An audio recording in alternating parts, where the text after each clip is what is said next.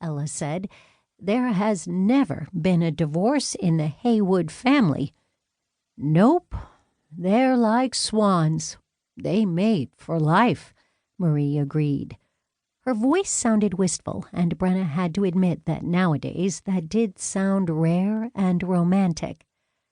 Brenna glanced out the window. Jake Haywood wore gray coveralls smeared with grease, tan leather work boots, and a red rag half hanging out of his back pocket. By contrast, Tara wore a Juicy Couture summer sundress that was buttercup yellow and sported a charming bow in the front.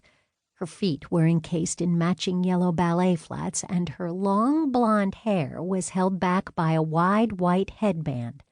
Jake nuzzled her neck, but when she would have pressed herself against him, he held her back in an obvious attempt to keep her dress free from his grease stains. Tara tossed her hair over her shoulder and giggled up at him, and the young man, who Brenna had thought so serious, well, at least he had been when he fixed the brakes on her Jeep last month, grinned down at the delicate girl before him with his heart in his eyes. Brenna sighed, and then realized that Ella, Marie, and Tenley had sighed at the exact same moment. As they watched, Tara took 3 steps back from Jake and then leapt into his arms, giving him no choice but to catch her.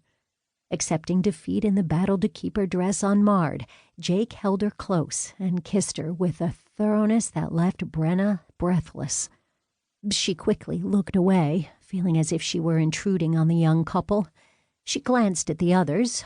Judging by the flush on everyone else's cheeks, she knew she wasn't the only one affected.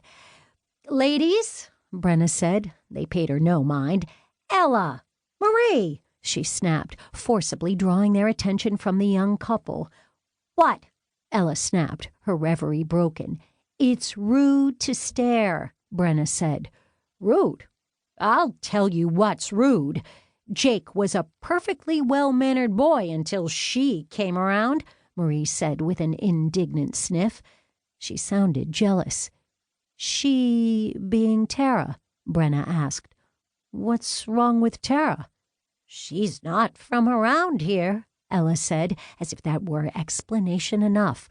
"Neither am I," Brenna reminded them. "That's different, dear," Marie said comfortingly. "Last April, when you solved the mayor's murder, you proved you're one of us. Besides, Tenley Morse is your friend, and her family founded Morse Point." "You can't get a better recommendation than that," Ella concurred. Brenna glanced over her shoulder at Tenley, who was hiding her laughter behind a large book of wedding invitation samples. "Be that as it may," Brenna said, "I don't see what's wrong with a little kissing between engaged persons. In fact, I think it's sweet." As the 3 women glanced back out the window at the young couple, Nate Williams strolled by. His feet faltered when he saw the 3 of them pressed against the glass. His gaze met Brenna's, and the corner of his mouth turned up in a small smile.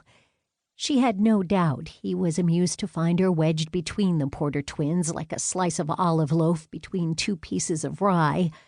She would have shrugged, but her arms were pinned to her sides. His silver gaze glinted as he made his way toward the door of the shop. The jangle of the string of bells on the door made the twins hop off their perch to check out the new arrival.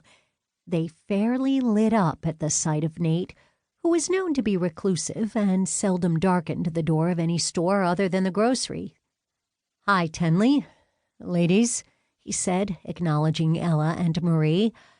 "I was wondering if I could borrow Brenna for a bit." "Hi, Nate," Tenley answered naturally, as if it weren't at all unusual for Nate to be in her shop. "Go right ahead. Just have her back in time to teach her class." "Will do," he said. "Brenna?" She could feel the Porter sisters' matching inquisitive gazes boring into her back as she slid out of the window and walked toward the door where Nate waited. "Don't tell me my rent is overdue," she joked. "No, but I do have some landlord-tenant business to discuss with you," he said. He looked serious, and Brenna felt a flicker of doubt ignite inside of her.